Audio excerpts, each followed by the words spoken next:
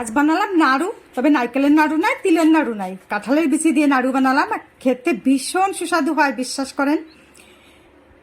এই দেখুন কাঁঠাল গাছ, আর একটা থালে করে কতগুলো কাঁঠালের বীজ নিলাম আমি। কাঁঠাল গাছ তালাতে এসে চুলো ধরে কড়াই বসাই দিছি, আর কড়াইতে দিয়ে দিছি এক বাটির মতন বালি ভিজেছিল, তো একটু নাড়িচাড়ে গরম করে নিলাম। বালি গরম হয়ে গেছে, তখন দিয়ে দিলাম কাঁঠালের বিচিগুলো। এখানে 500 গ্রাম কাঁঠালের বিচি আছে। বালির সঙ্গে নাড়িচাড়ে ভেজে নেবো। একটু লাল লাল হয়ে গেলে বুঝতে হবে ভাজা হয়ে গেছে, তখন ফুটবেও। ভাজা হয়ে গেছে তখন নামাই নিলাম।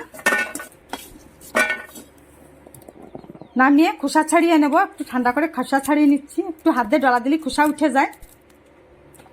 কড়াই ধুইয়ে আবার কড়াই বসাই দিছি চুলায়, আর কিছু কাজু দিয়ে দিছি। একটু হালকা করে নাড়িচাড়ে ভাজিয়ে নামায় নিলাম, ওটা দেখানো হয় নাই। ওই কড়াইতে দিয়ে দিছি 50 গ্রামের মতন তিল, একটু নাড়িচাড়ে লাল করে ভেজে নিলাম। আর কাঁঠালের বিচি লাল লাল খোসা একটু ডলা দিছি, কিছুটা উঠে গেছে, সব ওঠে নাই। এখানে গ্রাইন্ডারের বাটি নিলাম, এই বাটিটাকে বলি আমরা গ্রাইন্ডারের বাটি। দিয়ে দিলাম কাঁঠালের বিচি ভাজা, কিছু সব তিল দিই নাই, আর কাজু দিয়ে আমি গুঁড়ো করে নিয়ে আসছি। এদিকে কড়াই বসায় দিয়ে দিলাম 200 গ্রামের মতন গুড়। 200 গ্রাম পুরো নেই, একটু কম আছে। দিয়ে জাল করে নিচ্ছি, অল্প জল দিচ্ছি 1 কাপের মতন। গুড় জাল হয়ে গেছে, একটা বাটিতে জল নিয়ে একটু দেখে নিচ্ছি। একটু দলা পাকিয়ে গেলেই বুঝতে হবে হয়ে গেছে।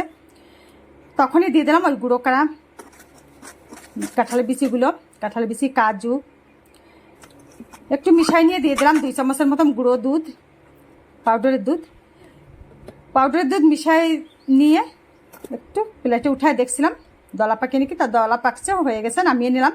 আর এখন একটা একটা করে লাড়ু বানায় নেব। লাড়ু বানিয়ে একটু কিছু ভাজা তিল রাখছিলাম, তিলের উপরে দিয়ে মিশাই নিলাম। আর দেখতে দেখুন কত সুন্দর লাগছে। খুব অল্প সময় হয়ে যায়, আর খেতে কিন্তু ভীষণই টেস্টি হয়।